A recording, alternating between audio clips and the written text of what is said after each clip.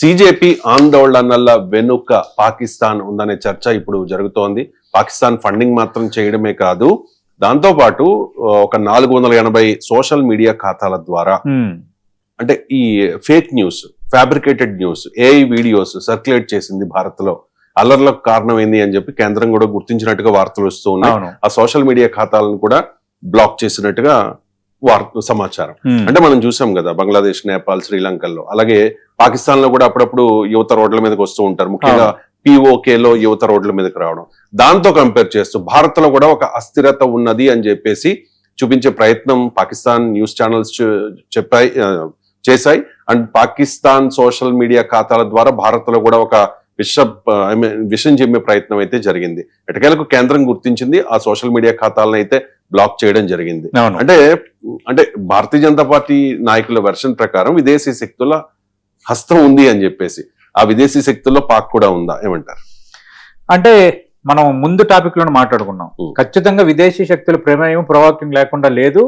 రెండోది, ఇలాంటి ఉద్యమాలు, ఇలాంటి ఆందోళన దేశంలో జరిగేటప్పుడు ఖచ్చితంగా వాళ్ళందరూ వాలిపోతారు. ఎందుకంటే దేశాన్ని ఏదో ఒక రీతిన అస్థిరపరచాలన్న ఏకైక మోటో పూర్తి స్థాయిలో ఉన్న ఏకైక దేశం పాకిస్తాన్. అంటే వాణిజ్యపరంగా దేశాన్ని దెబ్బ కొట్టాలి, భారతదేశం ఆర్థిక పరంగా ఎదుగుదల పరంగా దెబ్బ కొట్టాలన్న వ్యూహాలు ఎక్కువగా కొంత చైనా, అమెరికా వైపు నుంచి ఉండొచ్చు. కానీ పాకిస్తాన్ ఏకైక లక్ష్యం 1 to 100 ఏకైక లక్ష్యం ఏంటంటే దేశాన్ని ఏదో ఒక రకంగా అస్థిరపరచాలి, దేశంలో ఏదైనా ఆందోళన జరిగితే దాన్ని పెద్దది చేయాలి, అక్కడ గందరగోళం చేయాలి, అక్కడ అయోమయ వాతావరణాన్ని దేశంలో సృష్టించాలి. ఇలాంటి తరహా ఆలోచనలతో పాకిస్తాన్ ఉంటుంది. అయితే Delhi police special intelligence wing ఆఫీసులో అంతా ప్రశాంతంగా ఉంది అనుకున్నప్పుడు అనుకోకుండా సైబర్ సెల్ సెంట్రల్ సిస్టమ్స్ ఒక్కసారిగా రెడ్ అలర్ట్స్ బ్లింక్ అవడం ప్రారంభమయ్యాయి. ఇదేంటంటే ఆన్లైన్ వరల్డ్ లో ఒక సోషల్ మీడియా స్పేస్ లో ఏదో ఊహించని పెద్ద ప్రకంపన జరగబోతోంది అన్న అనుమానం దీంతో కొంత అధికారులకు వచ్చింది. దాంతో ఈ వేగంగా కదిలే డేటా ప్రాసెసింగ్ చూసి ఆఫీసులు కూడా అలర్ట్ అయ్యారు. వెంటనే deep web, X, Facebook, WhatsApp వంటి మేజర్ సోషల్ మీడియా ప్లాట్ఫామ్స్ పై పోలీసులు నిఘా పెట్టిన నేపథ్యంలో కొన్ని అంశాలు ఇప్పుడు బయటపడుతున్నాయి. కరెక్ట్ గా ఏంటి, ఏకంగా 400కు పైగా ప్రొఫైల్స్ ఒకే ఒక్క సెకండ్ లో ఒకే తరహా విద్వేషపూరితమైన ఫేక్ నెరేటివ్ ను ఇండియాపైకి వదలడం ప్రారంభించాయి. సడన్ గా ఒక 400 పైగా ప్రొఫైల్స్, అంటే ఫర్ ఎగ్జాంపుల్ మన దగ్గర ఫేస్బుక్ పేజీలు ఉన్నాయనుకోండి, అలాంటి ఒక 400 పేజీలు ఇంక కంటిన్యూగా మెసేజ్, అవన్నీ ఏంటి, దేశాన్ని అస్థిరపరిచేటట్టుగా, ఒక ప్రొవోక్ చేసేటట్టుగా ఉన్నాయి. దాన్ని అయితే కనుక్కున్నారు. అయితే ఈ అకౌంట్స్ ఎక్కడివి, ఎక్కడి నుంచి ఆపరేట్ అవుతున్నాయి, దీని ఐపీ అడ్రస్ ఎక్కడని ట్రేస్ చేయడం స్టార్ట్ చేశారు. ట్రేస్ చేస్తే ఇవి అన్నీ కూడా ఈ డిజిటల్ లొకేషన్ సరిహద్దులు పాకిస్తాన్లో తేలే. మరి పాకిస్తాన్ ప్రమేయం ఉన్నట్టే లేనట్ట, పాకిస్తాన్ ప్రొవోక్ చేస్తున్నట్టు చేయనట, ఇక్కడ ఉండి అంటారు కదా, తల్లిపాలు తాగి రొమ్ము గుద్దున్నట్టు అన్నట్టు, ఇక్కడ దేశంలో ఉండి పాకిస్తాన్ డైరెక్షన్ లో కొందరు ఇక్కడ అల్లర్లు సృష్టించడానికి ప్రయత్నిస్తున్నారు కదా, దాన్నే ఇప్పుడు ఇది బయట పెట్టారు. మరి విదేశీ శక్తులు లేవు, కావాలనే కేంద్రం దీన్ని డైవర్ట్ చేయడానికి ప్రయత్నిస్తుంది అనే వారికి మరి దీనికి ఏం సమాధానం చెప్తారు? ఇది క్లియర్ గా ఓపెన్ అయిపోయింది. రెండోది ఇంకోటి ఏంటంటే, ఈ కంప్యూటర్ స్క్రీన్స్ మీద గ్రాఫికల్ విజువల్స్, ఫేక్ వీడియోలు, డీప్ ఫేక్ ఇమేజెస్, మార్ఫింగ్ ఆడియోలు, ప్రజలను తీవ్రంగా రేకెత్తించే హెడ్లైన్ పోస్టులు కూడా ఇక్కడ ఉన్నాయి. రెండోది ఏంటంటే, ఇక్కడ పాత వీడియోలను రీఎడిట్ చేయటం, ఫేక్ వాయిస్ క్లిప్స్ ని క్రియేట్ చేయటం, అధునాతన డీప్ టెక్ టెక్నాలజీలతో ఈ భయాందోళన సృష్టించడం, ఇది మెయిన్ టార్గెట్ గా పెట్టుకున్నారు. ఏంటంటే దేశంలో law and order problem create చేయటమే వీళ్ళ ప్రధాన లక్ష్యంగా ఉంది. ఇప్పుడు చాలా సీరియస్ గా తీసుకున్నారు. Delhi police, cyber crime, Delhi police, అలాగే ఎన్ఐఏ కూడా రంగంలో దిగబోతోంది. ఇది కేవలం మనకు ఒక వార్నింగ్ మాత్రమే కాదు, సరే ఇంత ఇది మేజర్ అయింది, ఇలా ఇన్వాల్వ్ అయ్యారు. భారత్ ఇచ్చిన ఒక పవర్ఫుల్ కౌంటర్ కూడా, వాళ్ళకి ఇచ్చిన కౌంటర్ అంటే మీరు ఏం చేసినా మీ ఆటలు సాగం మేము పట్టుకుంటాం అనటానికి.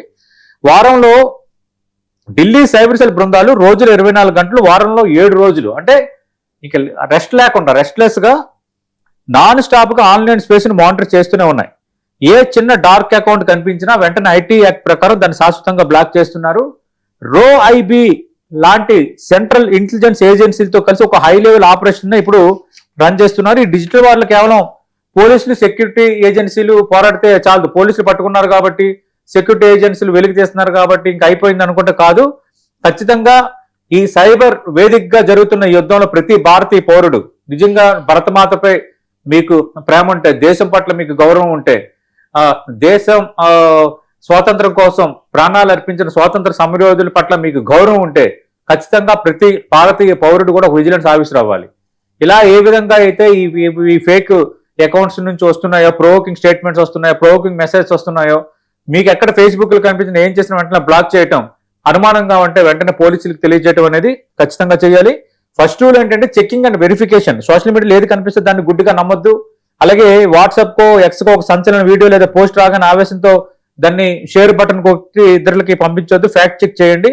ఒకవేళ మీరు ఏం ఫ్యాక్ట్ చెక్ చేయకుండా ఇలాంటి ప్రొవోకింగ్ వీడియోలు మీరు కూడా షేర్ చేశారనుకోండి, రేపొద్దున మీరు కూడా చట్టం ముందు నిలబడాల్సిందే, మీరు కూడా ఓచలు లెక్కెట్టాల్సిందే. అందుకు ఈ దేశ వ్యతిరేక శక్తులు చేస్తున్న ఈ కుట్రల్లో భాగంగా ఢిల్లీ పోలీసులు, సైబర్ క్రైమ్ పోలీసులు బయట పెట్టారు. కాబట్టి మనందరం కూడా అలర్ట్ గా ఉండాల్సిన అవసరం ఉంది.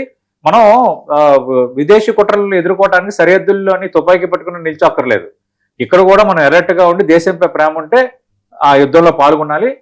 ఇప్పుడైనా మనకు తెలిసింది కదా, విదేశీ శక్తులు మన దగ్గర ఏదైనా ఒక ఇష్యూ జరిగితే ఆ ఇష్యూని ప్రొవోకింగ్ చేసి దేశంలో ఒక అల్లర్లు సృష్టించడం, అలజడి సృష్టించడం, ఒక భయాన్ని కలిగించేటట్టుగా ఎలాంటి ప్రయత్నాలు చేస్తున్నారు.